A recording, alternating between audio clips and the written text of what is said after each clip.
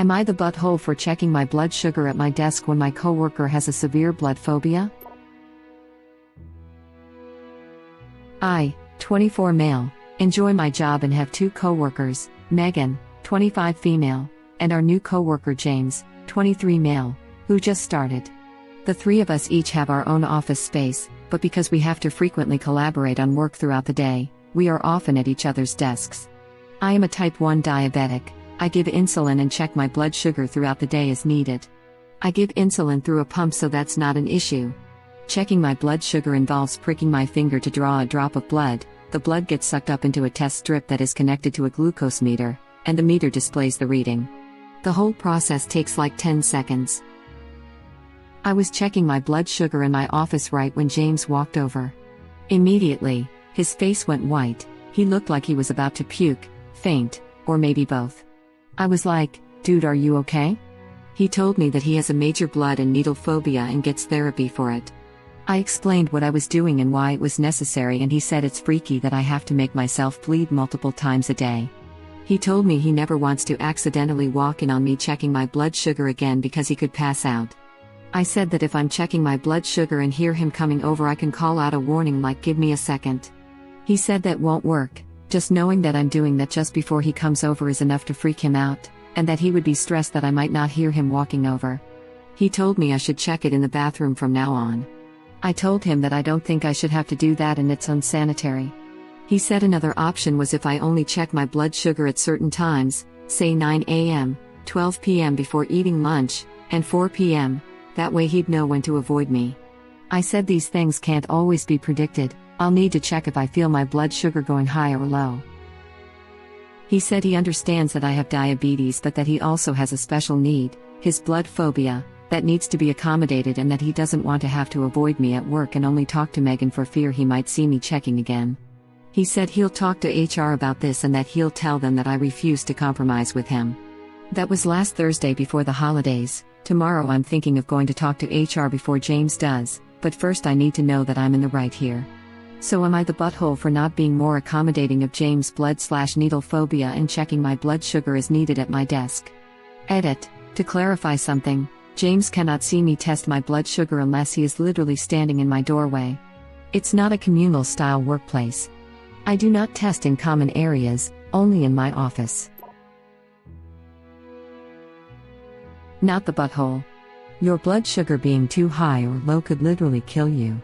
You did offer to compromise. You offered to warn him if you heard him coming over. The bathroom is not sanitary for checking blood sugar. Is he also going to ask HR to remove all the paper in case he gets a paper cut? I was told to use the bathroom to check blood sugar, because hand washing before and after. You can/should carry alcohol swabs so you can check anytime or anywhere without delay. Unfortunately, alcohol swabs aren't always enough. If you've eaten food recently, then you need to wash your hands with soap and water before testing, so any food residue on your hands doesn't interfere with the results. At least, that's what my endocrinologist told me. I would still not stay in the bathroom to do the blood check, because droplets are real and especially prevalent in commercial bathrooms. A lot more poop and pee water is atomized into the air due to the high-pressure flushing of those toilets compared to residential models. This is why many places have health codes that require commercial restrooms, especially in restaurants, build that vestibule thing with 2 doors and tiny empty rooms separating the main area from the area with the toilets in it. It's basically an airlock to keep the high concentrations of potentially pathogenic droplets from being sucked out, then settling on a bunch of surfaces that aren't scrubbed with bleach and chemicals every day the way a bathroom is. So, yeah. Might want to ask your endocrinologist about that. I'd be happy to get them in touch with my research immunobiologist friend. That's so interesting. I had no idea that's why there's always that little room before the bathrooms. I have literally never seen one, and we have built multiple commercial buildings with bathrooms. Where are you guys? It is common here to have a little hallway before the bathroom though. Wonder if that's why. Only some states require it. I used to be a chef in a state that did. After I changed states, it took me a while to get used to there not being one. I prefer the extra barrier. It just mentally makes the dining area feel cleaner. At least to me. I'm in Australia. They're pretty much everywhere here. Also, why you should lower the toilet seat before flushing at home, unless you like brushing your teeth with little poop particles. Mythbusters looked into that. They placed toothbrushes at various distances from the toilet. They also included 2 controlled toothbrushes in the kitchen that were never used in the bathroom. They all tested positive for fecal matter. Skip ahead to for the results. YouTube link. I seriously doubt the amount of feces atomized in the air is going to pose a health risk to anyone testing their blood sugar. I work in a building attached to a hospital, and we don't even have double doors to get in the bathroom. And the hospital itself doesn't even have doors on half of its bathrooms. You just go around a corner. And the double doors are not an airlock. They don't even touch the ground, and it isn't like bathrooms have negative pressure. Anyway, the CDC recommends single use for lancets. So the amount of time anything is going to be exposed to potential contaminants is negligible. Regardless of that, original poster should still be able to test their blood at their desk. It is such a minor thing, and their coworker could always call their desk quickly to make sure they aren't testing their blood before he pops by. I'm an architect doing mostly work in schools and hospitals. The vestibule is not required by code due to germs. It's not required by code at all. It's just a very easy way to reduce sight lines into restrooms. Wondering where this explanation comes from and why more than 100 people thought it made sense. Architects should know that building codes differs between cities/counties, states, and countries. Not everyone on Reddit lives in America laughing out loud. Because the internet, like life, is a place where if you say something with enough authority, others will believe you are right without checking the facts, your credentials, etc. I'm an architect doing mostly work in schools and hospitals. The vestibule is not required by code due to germs. It's not required by code at all. It's just a very easy way to reduce sight lines into restrooms. Where did you learn that it was an airlock for poop particles? Any evidence to back this up? But don't use glycerin soap, laughing my butt off. It will also set off the TSA's super fancy explosive swabs because they react to it as if it is nitroglycerin. Ask me how I found that one out. I'm sorry you dealt with that, but that's hilarious. Oh God, what's wrong with glycerin? She's sugary. I have some vegetable glycerin at home that I use to make my own personal care products. Since the bottles say food grade, I decided to taste a little bit of it. I was shocked by how sweet it tastes. Really, really sweet. PFFT. Listening to a doctor over Reddit? For shame. Yep. Clean hands before finger pricks, but you can get away with alcohol swaps. It shouldn't make a difference and be accurate anyways, but you need to make sure, if you recently ate, because food residue is sometimes hard to get rid of. That being said, never test inside a washroom, especially if it's not in your own home. You should always test somewhere clean, hygienic, and private. Can confirm, I work for a glucose meter manufacturer and it is critical troubleshoot steps to check hand washing procedure. Soap and water is better. Maybe it's because I had gestational diabetes. It was pretty controlled just with diet, which T1 and T2 can't do. I was told to wash hands before and after but given alcohol swabs in case, which definitely came in handy, and I still have them. That's ridiculous. Did they make you pump in the restroom too? My doctor was the one who suggested the bathroom. We actually had a nice pumping lounge, that only opened to our key cards, at our scheduled times, so no one had to share unless they were comfortable with it. Also had gestational. Also, told alcohol swabs were okay. Who knows? I thought type 2 was controlled with diet. It depends on the person and situation. It often requires meds, and sometimes insulin. T1 and T2 should check at least before eating, and it's best to also check 2 hours after eating or if the person feels off, shaky/faint, etc. Alcohol swabs can throw the reading. They can, but that's why they say to wipe away the first drop of blood and collect a second drop. Not a diabetic.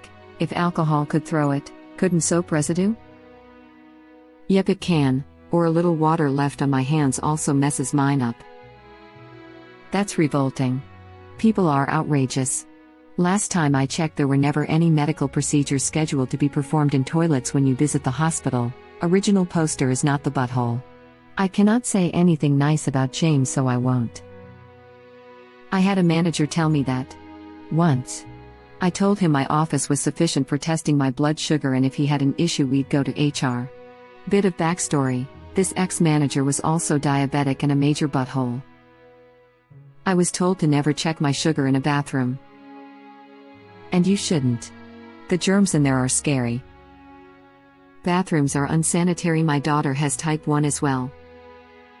The three of us each have our own office space, but because we have to frequently collaborate on work throughout the day, we are often at each other's desks. Also, it is Original Poster's office, regardless of collaboration time. He isn't checking it in the break room or another common room. If he goes to the bathroom and James walks in, would James feel faint because Original Poster may or may not be checking their blood sugar in one of the stalls?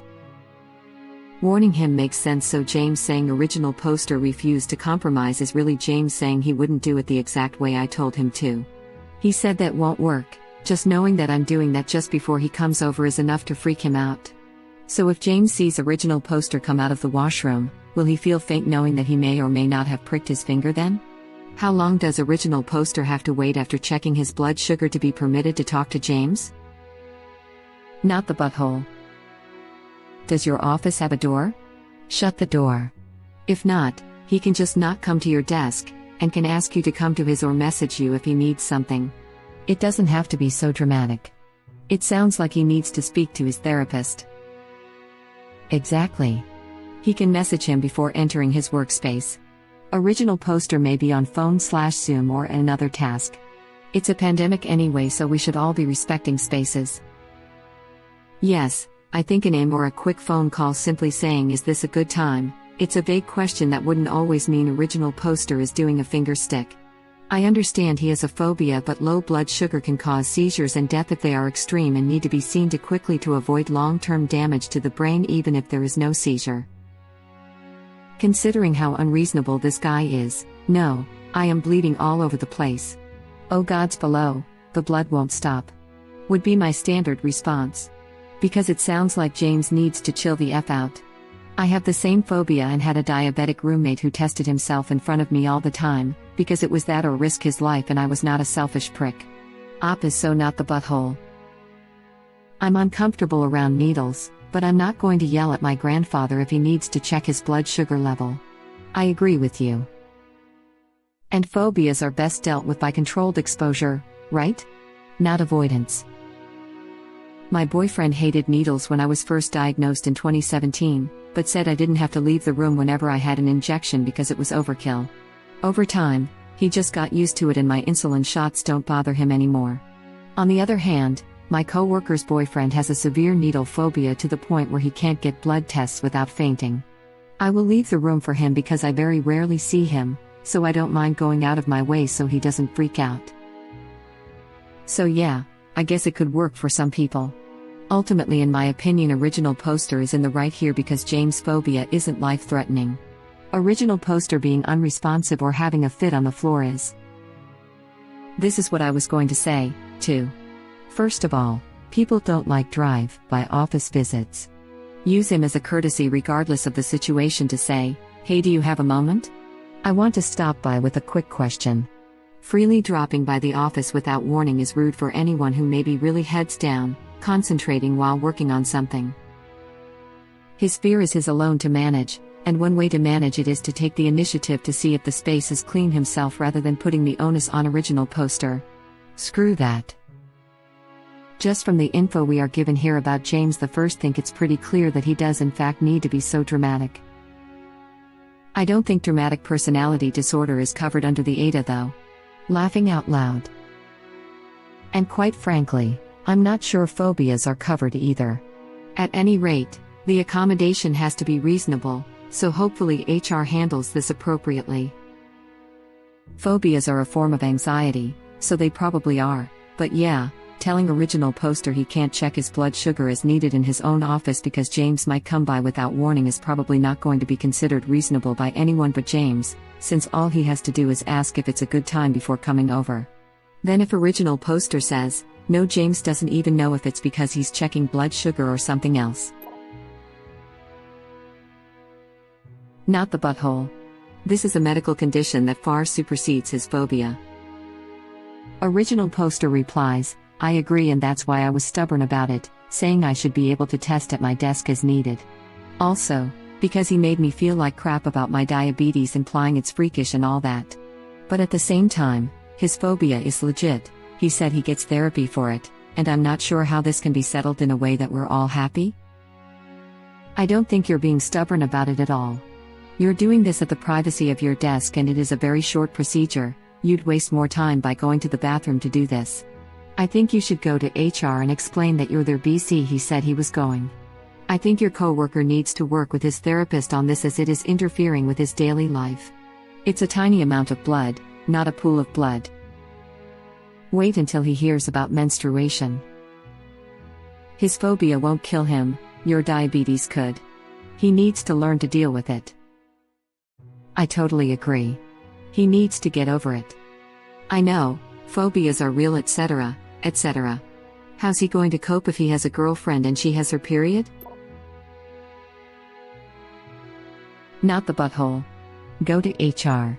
Just knowing you're doing it makes him uncomfortable. He isn't making sense. Check your blood sugar at certain times. Oh look, it's 12 p.m. just in time for original poster 2, passes out. Edit, thank you for the awards. Original poster replies, right? That was my first thought too. I don't understand why him walking towards my office and me saying just a second would freak him out, because he knows what I'm doing in there, but he would be fine with a scheduled time when he would also know what I'm doing in there. I'm guessing maybe what makes him uncomfortable is having to see me right after I check. Like maybe he'd be nervously eyeing my finger or something.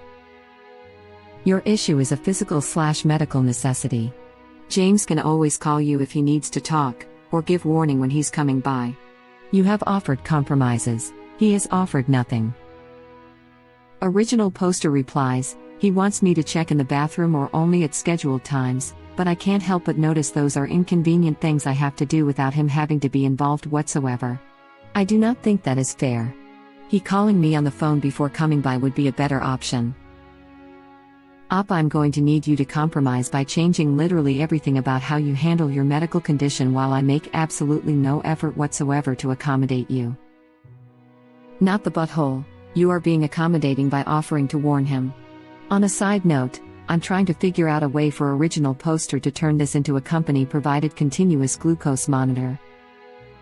Thank you for watching. Please subscribe to be the first to know about Red Rabbit Reader's new videos. If you like our videos, please like them on YouTube and share them with your friends. We welcome your comments below. Press to start another of our videos.